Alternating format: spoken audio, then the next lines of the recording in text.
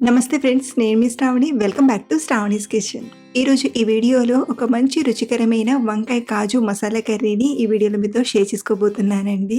ఇంట్లో నేను ఏ కూర చేసినా పిల్లలతో పాటు అందరూ ఇష్టంగా తినేలా చేస్తుంటాం. అలా అని ఎప్పుడు ఒకేలా చేసినా బోర్గా ఫీల్ అవుతారు. కాస్త మార్పు చేస్తూ డిఫరెంట్ గా చేస్తుంటాం. అలాగే వంకాయతో ఇలా కర్రీ చేసినప్పుడు టేస్ట్ మాత్రం అదిరిపోయింది. ఈ కూరతో పాటు పప్పు చారు చేస్తే ముందుగా ఈ కూరని ఫినిష్ చేసేసారు. అంత ఇష్టంగా తిన్నారు. మీరు కూడా వంకాయతో మంచి రుచిగా, అది కూడా సింపుల్ మెథడ్ లో చేయాలనుకుంటే తప్పకుండా ఇలా ట్రై చేయండి. మీరు మీ ఇంట్లో వాళ్ళు తృప్తిగా తింటారు. మరి ఇంకా ఆలస్యం చేయకుండా కమ్మని రుచితో వంకాయ కాజు మసాలా కర్రీని ఎలా చేయాలో ఇప్పుడు చూద్దాం రండి. ముందుగా 1/2 కేజీ వంకాయల్ని తీసుకొని కట్ చేసి తీసుకుందాం. తొడిమిని తీసేసి మిగిలిన వంకాయని 4 ముక్కలు కానీ లేదా 6 ముక్కలుగా కానీ ఇలా కట్ చేసుకుంటూ పసుపు ఉప్పు వేసిన నీళ్ళల్లోకి తీసుకోండి. దీంతో వంకాయ అనేది చేదెక్కకుండా ఉంటుంది. ఇలాగే మిగిలిన అన్ని వంకాయల్ని కట్ చేసి తీసుకోండి. అలాగే ఇక్కడ నేను తెల్ల వంకాయల్ని వాడుతున్నాను కదా, మీరు నల్ల వంకాయలైనా తీసుకోవచ్చు. సో ఇలా అన్ని వంకాయల్ని కట్ చేసి నీళ్ళలోకి తీసుకుని రెడీగా పక్కన ఉంచేయండి. మరో పక్కన స్టవ్ ఆన్ చేసి కడాయిలోకి ఒక 2-3 టేబుల్ స్పూన్ల నువ్వులను, 1 టీ స్పూన్ ధనియాలను, అలాగే మంచి టేస్ట్ కోసం 5-6 జీడిపప్పు పలుకుల్ని తీసుకొని ఒక 2-3 నిమిషాలు ఫ్రై చేయండి. మీరు కావాలంటే నువ్వులకు బదులుగా పల్లీలనైనా తీసుకోవచ్చు. బట్ నేను ఎలా అయితే చేశానో అదే ప్రాసెస్ని చూపిస్తున్నాను. నువ్వులు ఇలా కొంచెం పాపవడం స్టార్ట్ అవ్వగానే వీటిని ఒక ప్లేట్లోకి తీసుకొని పక్కన ఉంచండి. మళ్ళీ ఇదే కడాయిలోకి ఒక 2-3 టేబుల్ స్పూన్ల నూనెని తీసుకొని ఇందులోకి ఒక 1/2 కప్పు జీడిపప్పు పలుకుల్ని తీసుకొని ఫ్రై చేయండి.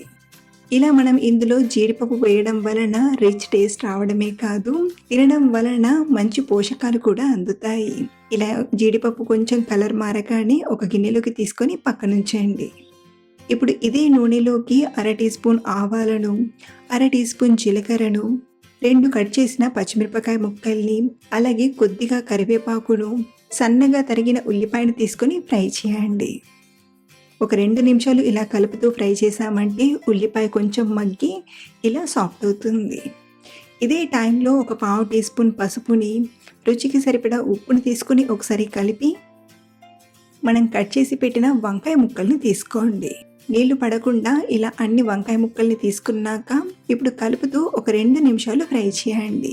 లేదా ఇలా ఒకసారి కలిపాక మంటను లో ఫ్లేమ్లో పెట్టి మూత పెట్టి ఒక 2-3 నిమిషాలు మగ్గబెట్టిన ఆయిల్లో వంకాయ చక్కగా ఫ్రై అయిపోతుంది. 2-3 నిమిషాల తర్వాత మూత తీసి మరొకసారి కలిపి ఇప్పుడు ఇందులోకి 2 సన్నగా తరిగిన టమాటా ముక్కల్ని తీసుకోండి. ఇలా టమాటాను తీసుకున్నాక మరొకసారి కలిపి ఈ టమాటాను కూడా ఒక 2 నిమిషాలు ఆయిల్లో మగ్గబెట్టండి. మధ్య మధ్యలో కలుపుతూ ఒక 2 నిమిషాలు ఫ్రై చేసామంటే టమాటా అనేది మెత్తబడుతుంది. ఈలోగా మరో పక్కన మనం చిన్న మిక్సీ గిన్నెలోకి ఫ్రై చేసి పెట్టిన నువ్వులను తీసుకోండి. వీటితో పాటే నేను లైట్గా స్పైసెస్ని తీసుకుంటున్నాను. మీరు కావాలంటే ఈ స్పైసెస్కి బదులుగా 1/2 టీ స్పూన్ గరం మసాలా పొడినైనా వాడచ్చు. లేదా ఇలా చిన్న దాల్చిన చెక్క, 2 ఇలాచీలు, 3-4 లవంగాలను తీసుకొని మెత్తగా గ్రైండ్ చేయండి. ముందుగా నీళ్లు వేయకుండా అలాగే గ్రైండ్ చేసి ఆ తర్వాత కొంచెం నీళ్ళని వేసి ఇలా మెత్తగా రుబ్బి తీసుకోండి. ఇప్పుడు దీన్ని రెడీగా పక్కన పెట్టి మరో పక్కన టమాటా వంకాయ కొంచెం మగ్గిందో లేదో చూద్దాం రండి. ముందుగా ఇలా ఆయిల్లో మగ్గబెట్టడం వలన ఈ కర్రీ అనేది మంచి రుచిగా వస్తుంది. ఇప్పుడు ఇందులోకి 1.5 నుండి 2 టీ స్పూన్ల వరకు కారం తీసుకోండి.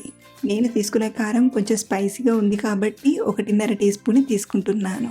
అలాగే మనం గ్రైండ్ చేసి పెట్టిన గ్రేవీ పేస్ట్ని తీసుకోండి. అలాగే ఫ్రై చేసి పెట్టిన కాజు ముక్కల్ని కూడా తీసుకొని ఒకసారి అంతా కలిసేలా కలిపి గ్రేవీకి సరిపడా నీళ్ళను తీసుకోండి.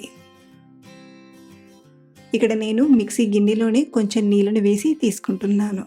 సుమారు మనకు ఈ టైంలో 200 గ్రాముల వరకు నీళ్లు పడతాయి. గ్రేవీ మనకు ఈ టైంలో ఇలా కొంచెం పల్చగా అనిపించినా ఇది ఉడికి రెడీ అయ్యేసరికి దగ్గర పడుతుంది. ఇప్పుడు ఈ కూరను తక్కువ మంటపైనే ఒక 6-7 నిమిషాలు వంకాయ ముక్కలు మెత్తగా ఉడికేటంత వరకు ఉడికించండి. ఇలా ఉడికిస్తున్నప్పుడు మధ్య మధ్యలో కలుపుతూ ఉడికించామంటే అడుగు పట్టి మాడిపోకుండా వంకాయ కూర చక్కగా తయారవుతుంది.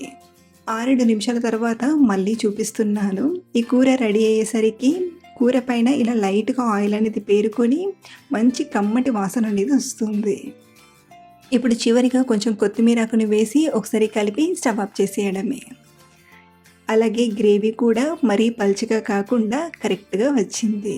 ఇలా చేసిన ఈ వంకాయ కూరను అలా అన్నంలో వేసుకొని తింటుంటే కమ్మని రుచితో కడుపు నిండా తినేస్తారు.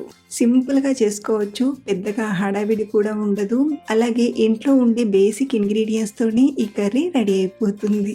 డెఫినెట్ గా ట్రై చేయండి. ఈ టేస్ట్ ని మీరు చాలా బాగా ఇష్టపడతారు. అలాగే ట్రై చేశాక మీకు ఎలా వచ్చిందో కింద కామెంట్ లో నాతో షేర్ చేసుకోవడం మర్చిపోవద్దు. మరిన్ని టేస్టీ అండ్ సింపుల్ రెసిపీస్ కోసం మన ఛానల్ ని ఫాలో అవ్వండి. Thank you for watching.